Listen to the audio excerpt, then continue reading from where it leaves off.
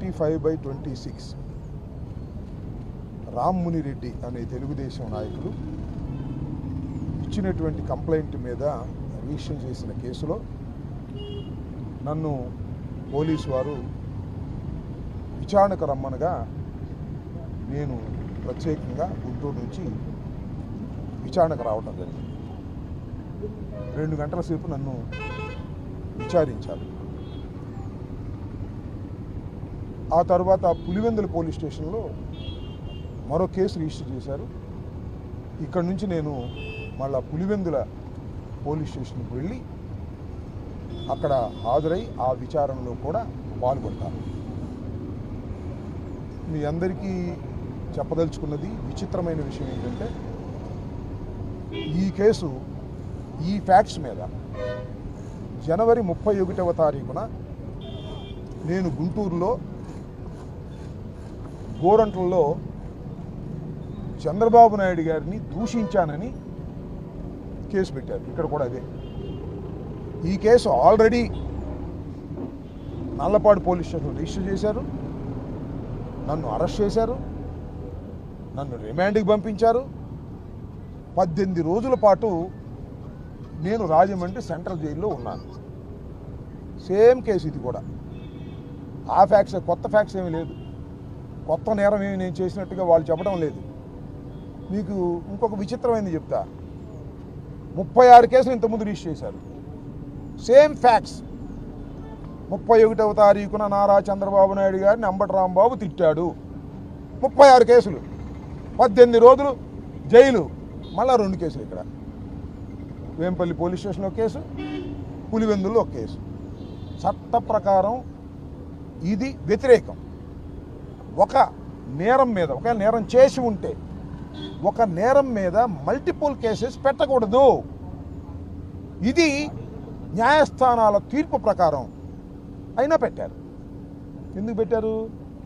లోకేష్ బాబు గారు ఆదేశాలు, చంద్రబాబు నాయుడు గారు ఆదేశాలు.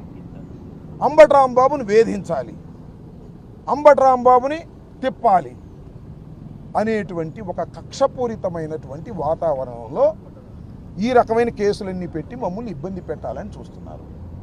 నన్నే కాదు, ఇవాళ చిత్తూరులో పూడి శ్రీహరి మా జనరల్ సెక్రటరీ మీడియా చూస్తుంటాడు. ఆయన కూడా చంద్రబాబు నాయుడు గారి మీద ఏదో ఒక పోస్ట్ పెట్టాడని ఒకసారి అరెస్ట్ చేశారు.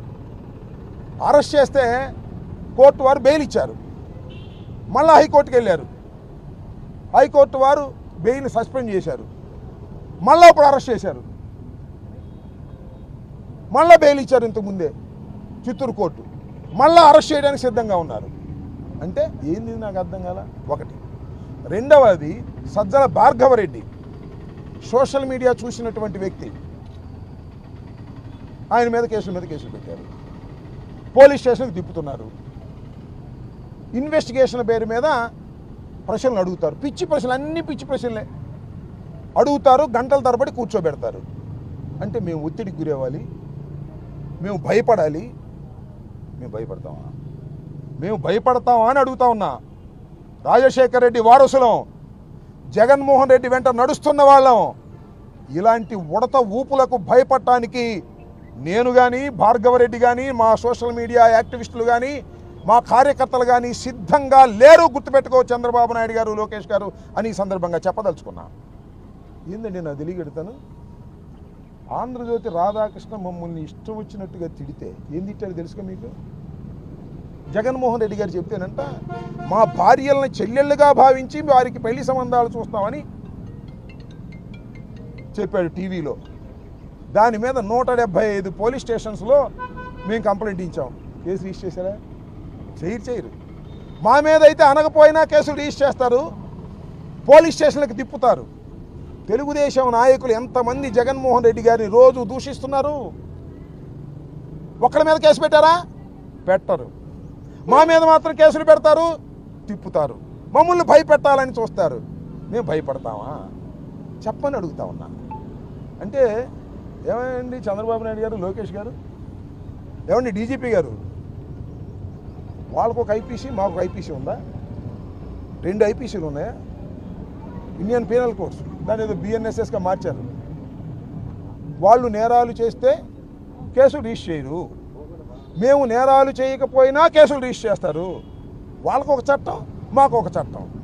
నేను అడుగుతా ఉన్నా, డీజీపీ గారిని అడుగుతా ఉన్నా, టోటల్గా ఐపీఎస్ ఆఫీసర్ని అడుగుతా ఉన్నా, ధర్మమేనా ఇది? మీరు ఇలాంటి అన్యాయాలు అక్రమాలు చేయటం సమంజసమేనా?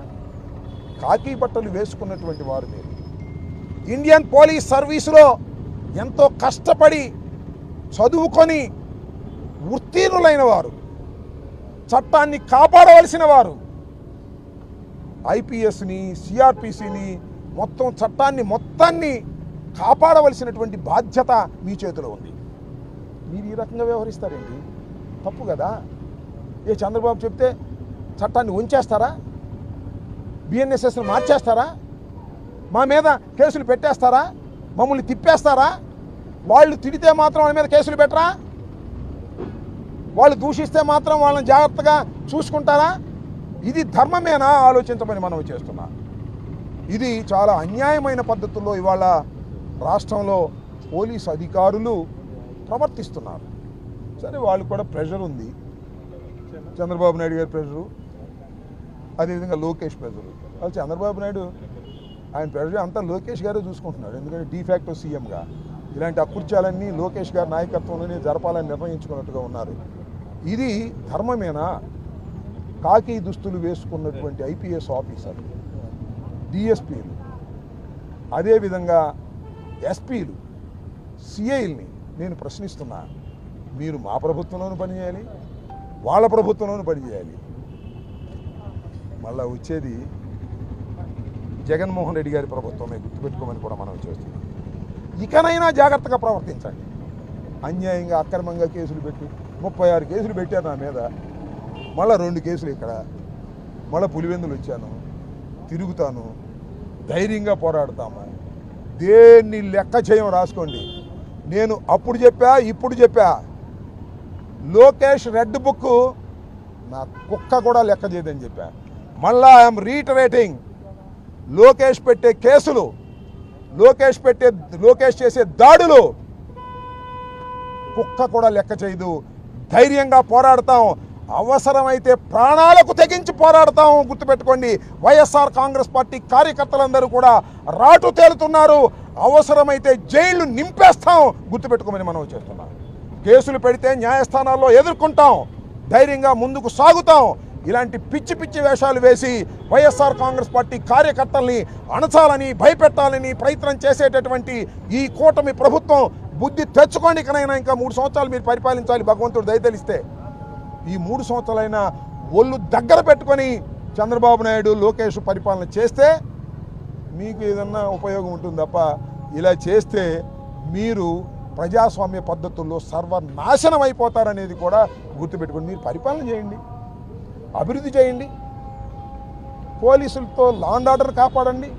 అక్కడెక్కడ విలేకరుని చంపేశారు పాప, ఆంధ్రజ్యోతి విలేకరుని, రౌడీ షీటరు, దాన్ని ఆపలేకపోయారు. ఇవాళ ఎవరో ఇంకొక సాక్షి విలేకరు మీద దౌర్జన్యం చేసి కొట్టారు, దాన్ని ఆపలేకపోయారు. పోలీసులందరూ నేరాలని ఆపడానికో, నేరం చేసిన వాళ్ళని శిక్షించడానికో లేరు, వైసీపీని అనచాలంతే. చంద్రబాబు నాయుడు గారిని ఎవరన్నా ఏదైనా విమర్శిస్తే వాళ్ళని అనచాలి, మా నాయకులందరూ లోపల పెట్టాలి. ఇలాంటి దుర్మార్గమైన ఆలోచనలోనే పోలీసులను ఉపయోగించుకుంటున్నారు. ఇది సమంజసం కాదు, గుర్తుపెట్టుకోమని కూడా మనవి చేస్తున్నా. పోలీసు అధికారులకు కూడా సవినయంగా మనవి చేస్తున్నా. మీరు తప్పు చేస్తున్నారు, మీరు చట్ట వ్యతిరేకంగా ప్రవర్తిస్తున్నారు. మీరు చట్ట వ్యతిరేకంగా ప్రవర్తించే ప్రతి పోలీస్ ఆఫీసర్ని కూడా మా ప్రభుత్వం వచ్చిన తర్వాత నిలబెడతాం న్యాయస్థానాల ముందనేది కూడా గుర్తుపెట్టుకోమని ఈ సందర్భంగా చెబుతూ, మరి వేంపల్లి అయిపోయింది, పులివెందులు వెళ్తున్నాం.